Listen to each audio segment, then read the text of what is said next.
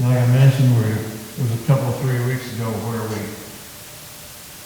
first looked at, took a peek at the life of Moses, and we're going to go a little bit more in depth now today, looking at the life of Moses.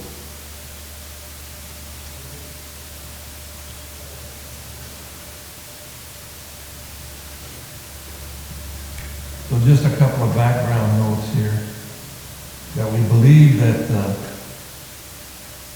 Imhotep was in power at the time that Moses was born in Egypt.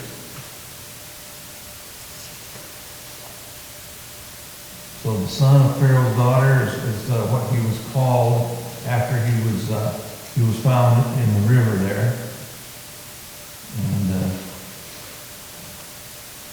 the wisdom of the Egyptians is going to be a title of this first bit we're going to look at. The Egyptians valued learning, and the educated man was thought to have a great advantage over the uneducated. And we can say that's a lot like it is today. Adolf Ehrman, in Life in Ancient Egypt, asserts that learning divided the ruling class from those who were ruled. Indications are that all the royal sons received the education of a potential pharaoh, since no one could know whom fate had in store for the succession. In a palace school, Moses would have studied not only the literature of Egypt, but would have learned to read and write other languages as well. His curriculum would have included stories of the gods of Egypt and all the myths of that ancient land. Moses would have learned more basic mathematics, and as the practice was in the New Kingdom, Moses would have been given military training and quite likely a military command. So if you remember, Egypt was formed, the pharaohs came about after Alexander the Great had conquered all the known world, and he died suddenly at a young age. And there was no one person in his command, in his army, that could take over when he had conquered. So his 4 top generals divided it all up. And 2 of those ended up ruling Egypt, the upper kingdom and the lower kingdom. And so we have Roman rule taken over in the land of Egypt. And that's been going on for some time until Moses was born there. So we have that influence along with the culture that existed before those generals took over. As the son of Pharaoh's daughter, which is what he's called, especially such a daughter as Hatshepsut, Moses would have received the best possible education and would have given significant posts in the administration of Egypt. He certainly would have had an education that equipped him to write down the bulk of the first 5 books of the Old Testament, as long-established tradition insists that he did. So we know that Moses wrote the first 5 books of the Bible. He didn't write them at this time, I don't believe, when he was in Egypt, but that education would have enabled him to have the skills necessary to write them down, because up to the time, oral tradition was all the Hebrews had for their faith. Surprisingly, as we'll discover as we continue our study, that his Egyptian education did little else to equip him for his mission. So all that education he got in Egypt, military training, reading, writing, speaking different languages, and all the other cultural things he learned in Egypt, was not really equipping him for his ultimate mission that God had for him, which we know was leading the Israelites out of bondage. So in Exodus chapter 2, verse 11 and 12, it says, "And it came to pass in those days, when Moses was grown, that he went out unto his brethren, and looked on their burden, and he spied an Egyptian smiting a Hebrew, one of his brethren. And he looked this way and that way, and when he saw that there was no man, he slew the Egyptian and hid him in the sand."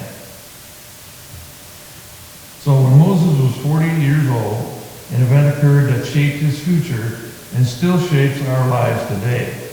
Prince Moses committed a crime that led him to abandon Egypt and perhaps to abandon a long-held secret dream. Despite all his privileges as a prince of Egypt, Moses continued to identify with the Hebrew slaves. These people, not the Egyptians, were his true brethren. The stories his mother had told him had gripped his heart, and witnessing their suffering was too much for him. When he observed a fellow Hebrew being beaten by an Egyptian, he felt driven to act. He was cautious because he looked here and he looked there to make sure anyone was watching. He didn't want anyone to know where his sympathies were just yet, but he still acted. So he had made his choice now. He had picked the Hebrew slaves over Egypt. The murder of the Egyptian reveals traits that most of us tend to admire.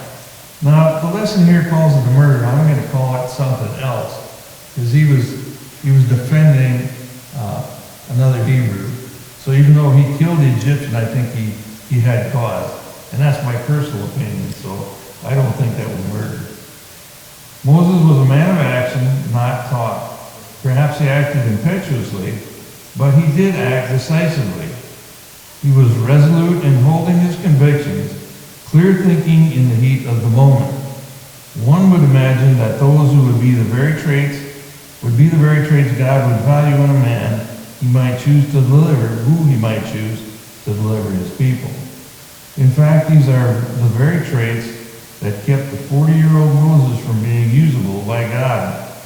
So being impulsive was a hindrance to what the plan God had for Moses. And hesitant, well, he was decisive, but we'll see later on in his life he was hesitant at doing what God was calling him to do. But it's a very different Moses that we meet at the age of 80. And it's that different Moses whom God found usable and whom God did in fact use. So in Acts 7, chapter 7, verse 23 to 25, it says, "Now when he was 40 years old, it came into his heart to visit his brethren, the children of Israel.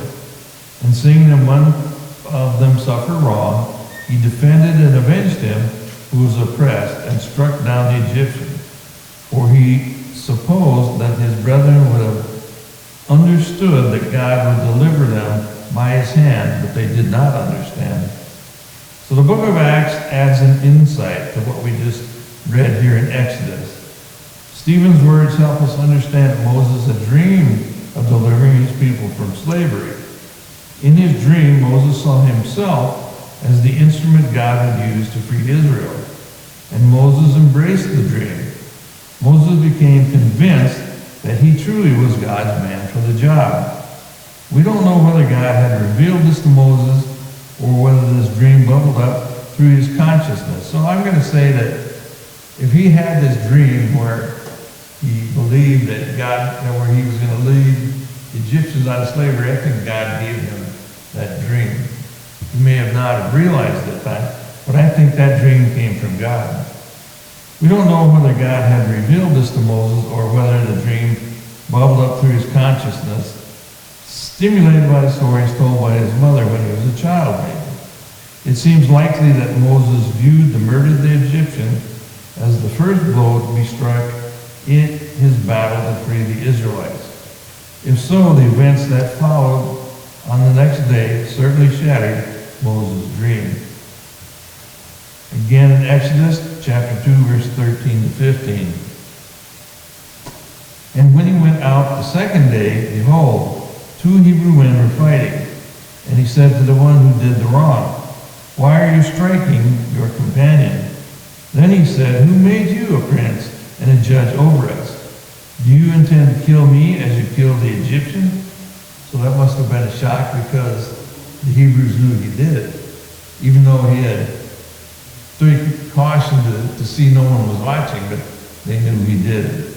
So that likely came from the man who he saved from being beat by the Egyptian. So Moses feared and said, 'Surely this thing is known.' When Pharaoh heard of this matter, he sought to kill Moses. But Moses fled from the face of Pharaoh. So from a historical point of view, Moses had good reason to run. When Moses was 40, the Pharaoh was none other than Thutmose III, whose hatred for Hatshepsut surely extended to her adopted son Moses. Although Hatshepsut controlled the nation, Thutmose had his own competing court and adherents. The murder Moses committed provided all the grounds that Thutmose needed to act against him, and through Moses to strike at his hated wife. So there was some problems with the ruling going on in Egypt. Thutmose and his wife were in disagreement, and there were two different camps apparently trying to rule over Egypt during this time. So we have that conflict going on. And now because Moses was the adopted son of Pharaoh's daughter Hatshepsut, Thutmose III decided to go after him. So in Hebrews 11, chapter 11, verses 24 to 27, it says, "By faith Moses, when he became of age, refused to be called the son of Pharaoh's daughter." Now remember, that's what he was known as he was growing up and being educated until the time, the incident where he slew the Egyptian.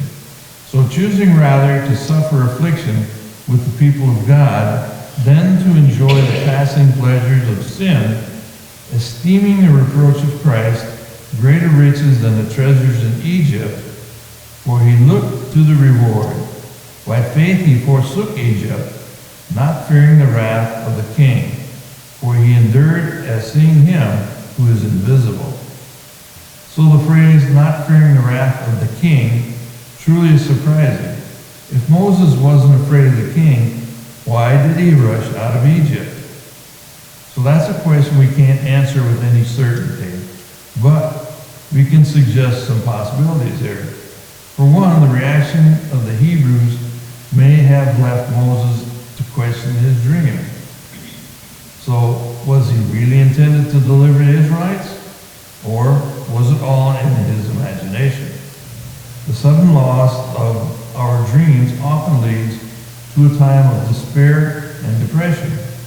It's possible that Moses was so shaken by the experience that he felt he simply had to get away for a time and to reevaluate. So I don't think that second thing it suggests might be the reason why is it, because Scripture in Exodus tells us that the Pharaoh was looking to kill him. And that's why he was afraid, and that's why he fled. So there may have been doubt in his mind about his previous dream that he was to lead, the Israelites out of slavery. I'm sure all these things together played a part in his decision. But to my way of thinking, the Pharaoh looking to kill him was enough. So that. The most likely possibility seems to be that in murdering the Egyptian, Moses confronted something in himself that shook him. Moses undoubtedly was an idealist. He saw himself as a deliverer, not a killer. But then he felt nearly uncontrollable anger and hatred surge when he saw the Egyptian beating one of his own people. Controlled by powerful emotions, he murdered another human being. It was an act that we might try to justify, but it's likely that Moses refused to make excuses. He saw in himself something he did not like, and he feared it. So if this is what happened, Moses' flight from Egypt makes perfect sense. Moses simply had to leave, to get away and to search his own soul in a painful effort to reconcile his image of himself as a deliverer with the fact that he was now a murderer. There's no way for us to know for sure why Moses fled. But flee he did. And he hid himself away in one of the most desolate places on earth for the next 40 years. So, discovered by the Pharaoh's daughter, a little ark of rushes or reeds, adopted, Paul, the son of Pharaoh's daughter, grew up in a privileged part of society there, where he had the advantage of being very well educated and part of the ruling class rather than the ruled class, although in actuality he was both. He was a Hebrew by birth and an Egyptian by adoption. So I could say something similar to Paul, being a Hebrew by birth and yet a Roman citizen. And when he needed to use his citizenship, he did. So I'm sure when Moses needed to use his standing in Egypt as the son of Pharaoh's daughter, he used that. So anyway, all these things working together, and he became angry. I don't know how much control he actually lost when he killed the Egyptian, but he became angry enough to kill him. And then when the other Egyptians obviously knew about it, that's when he became really afraid. So that's when he decided he had to leave because the Pharaoh was looking to kill him. So he heads off to Sinai. In Exodus chapter 2, verse 15 through 17 and 21 to 22, it says, Moses fled from the face of Pharaoh and dwelt in the land of the Midian, and he sat down by a well. Now the priest of Midian had 7 daughters, and they came and drew water, and they filled the troughs to water their father's flock. Then the shepherds came and drove them away. But Moses stood up and helped them and watered their flock. So here's a man who couldn't stand injustice. When his fellow Hebrew was being beaten by the Egyptian, he intervened and to the maximum. And here, the 7 daughters of his father-in-law to-be brought their flocks to the well to water them, and they were driven off by the shepherds. And again, Moses saw this and intervened again. So it looks like Moses had a way of finding trouble, or God put him there, I'm going to say. This is all God's plan. And I think as we go through our lives and we encounter circumstances like this, and maybe not as severe as murdering someone or having to take on another group of bad guys, God gives us tribulation and trials, and so that we can grow and become refined. In the same way, I think he's doing that with Moses, becoming more refined, gaining more wisdom that God wants him to have to prepare him for that ultimate task. So I think if we reflect on our own lives, we can see how God has prepared us for different things in our lives. Really severe trial that, if we had no experience in dealing with tribulation before, might have been a heavy lot on us, but we can see how God brings us to that point according to his plan. And hindsight is always better than foresight. So when we're going through this, I can say for me that, a lot of times I don't understand why. I know it's God's plan. I'm thinking, what benefit is this going to be? But then sometime later, there's the benefit. So we trust in God like Moses did, and we'll become the same. So after he drove the shepherds away, Moses was content to live with the man, and he gave Zipporah his daughter to Moses, and she bore him a son, and he called his name Gershom, for he said, I have been a stranger in a foreign land. In the time of Moses, nomadic groups of Midianite peoples wandered northwestern Arabia and parts of the Sinai Peninsula. Some of them, like the family that Moses fell in with, followed herds of sheep from place to place. So they're nomadic herders. Others were traders, while some were miners. And we know that the group Moses joined wandered to Sinai. We also know that although 24,000 square miles Sinai was hot and dry, wandering herdsmen had lived there for thousands of years. And that as early as 2600 BC, the Egyptians had mined turquoise there. So for 40 long years Moses would wander the desert, caring for his father-in-law's flocks and pondering his circumstances. The chances are that during those 40 years, Moses' dream died. Certainly we'll see in the next chapter, Moses was deeply affected, for the Moses who came out of the Sinai wilderness was a very different person from the Moses who entered it. So, yeah, there's 40 years there that Moses has to grow. And there's not too many details during his time other than he was a shepherd. So I would call that being a shepherd, being really good training to be a shepherd, to lead these 2 million Israelites out of bondage. In Exodus chapter 2, verse 23 through 25, it says, "Now it happened in the process of time that the king of Egypt died." So Thutmose III died. And during that time in Egypt, or we looked at earlier where it said you couldn't be sure who was going to be the next in line of succession because there was a lot of murders going on there in the royal family. You know, there could be 20, 25 perhaps in the line for succession should the Pharaoh die. And they'll conspire together, they'll conspire against themselves. Some will disappear, some will be assassinated until whoever has the most support is able to put their candidate forth or their person.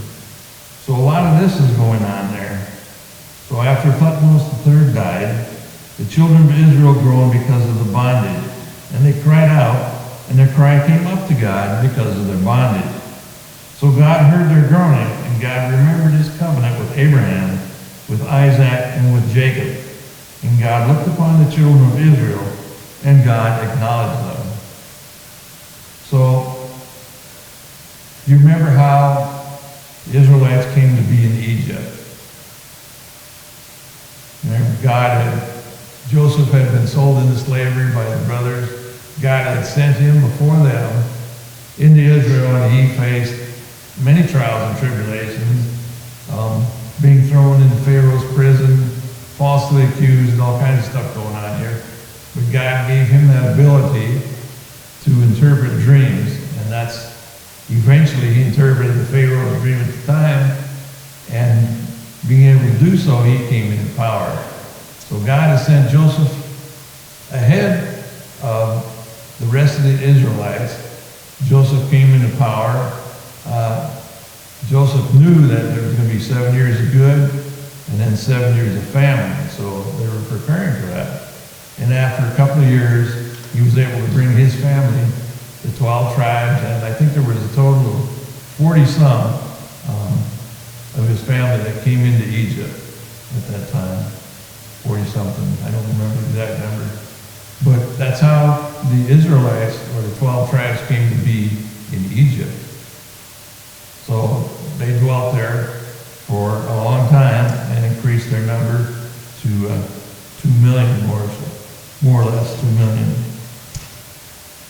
So Moses may have misplaced his dream of delivering Egypt's slave population, but back in Egypt, the continued persecution of the Israelites drove them to turn to God. So, and we can learn a lesson from that, especially since circumstances like this have happened to the Israelites several times in the Old Testament. God blesses them when they're obeying him and following what he says. Then they decide, well, we don't really need God right now. They turn their back on God and they get punished. And Egypt plays a major role in the punishment of the Israelites' disobedience. It also plays a major role in the salvation of the 12 tribes. And if you remember, Christ, after his parents were warned about Herod wanting to kill him, fled to Egypt. So Egypt is a key player all through Scripture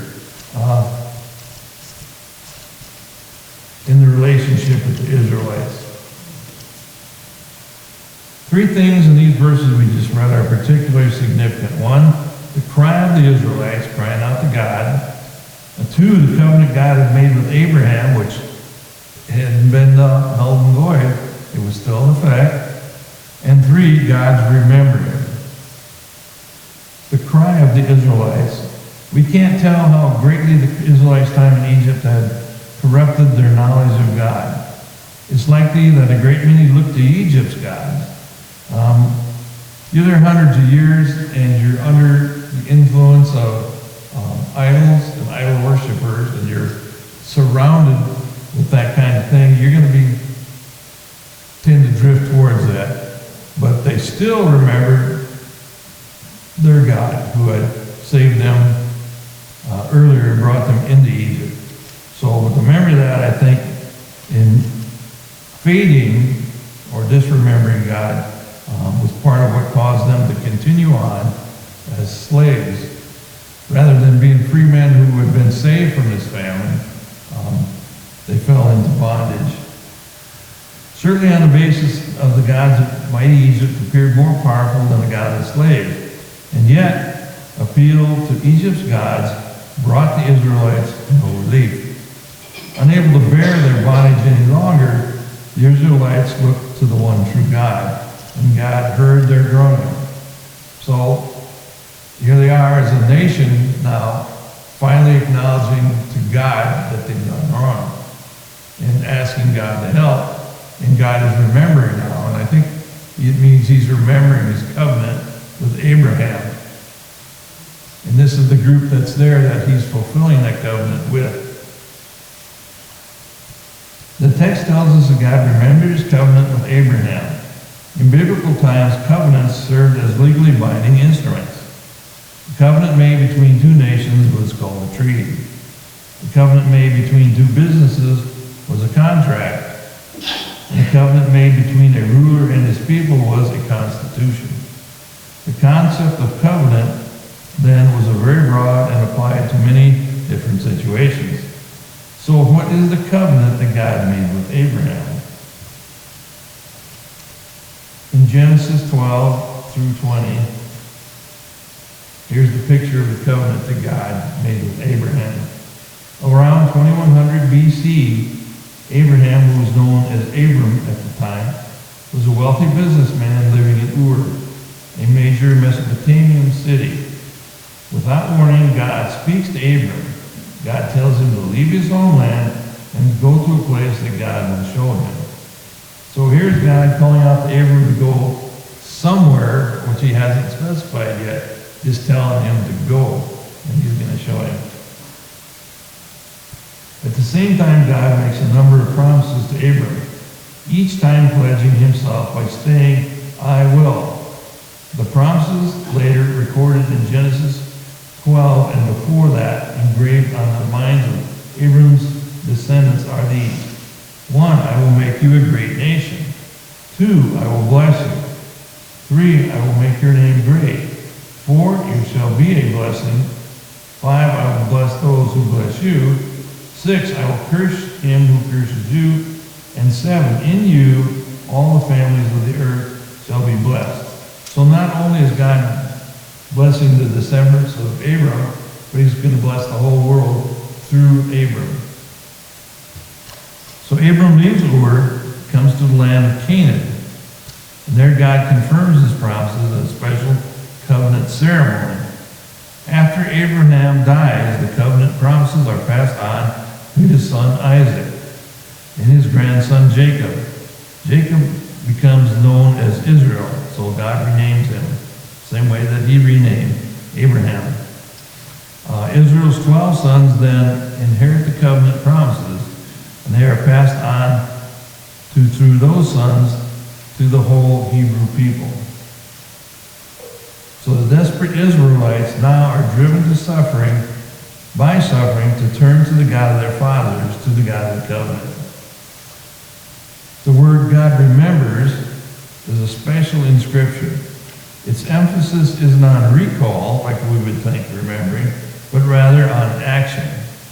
Remembering is no mere mental activity. Remembering is acting on what is recalled.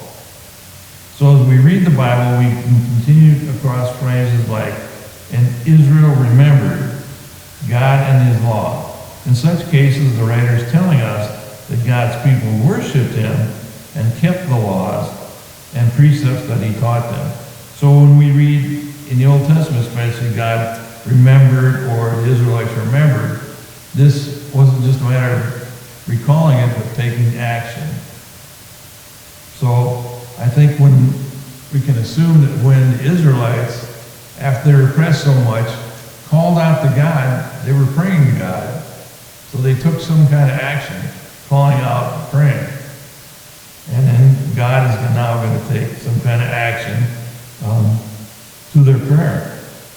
So Israel forgot, when it says that, when they forgot God and the law, the writer is telling us that the Israelites were worshiping pagan deities and were violating God's laws. So they got into trouble more than once for that, idol worship. And they may not have started out planning to do that, but I think you'll find that any time that a believer immerses themselves in a different culture of unbelievers, the one that's going to change is, guess who? The believer. And that's the scriptural principle that tells us that. You know, we're to be messengers of the gospel of good news and to witness to other people. But if we're living in that culture too, thinking that is going to help us to be a witness, we're wrong. So we don't have to live that way to be a witness to the unbeliever, because we're not going to become unbelievers, but we're going to become worthless as witnesses for God. So we should remember that even though we're called to do that, we don't want to become immersed in that idol worship, because it will change us. The text says God remembered his covenant with Abraham in Exodus 2:24. That means that God is about to do what he has promised. So remembering means some kind of action too. And God gave 7 promises to them. So the Israelite slaves are about to discover what it means to have a God who commits himself. Because remember that the Bible implies that they were praying to the Egyptian idols and nothing changed. Here Moses, now an aged man of 80, living in one of the true backwaters of the ancient world. In other words, he's out in the boondocks. They're about to fulfill his destiny by God's plan coming to fruition here. So here's a couple of questions we can ask ourselves about that first portion. How did the Israelites happen to be in Egypt?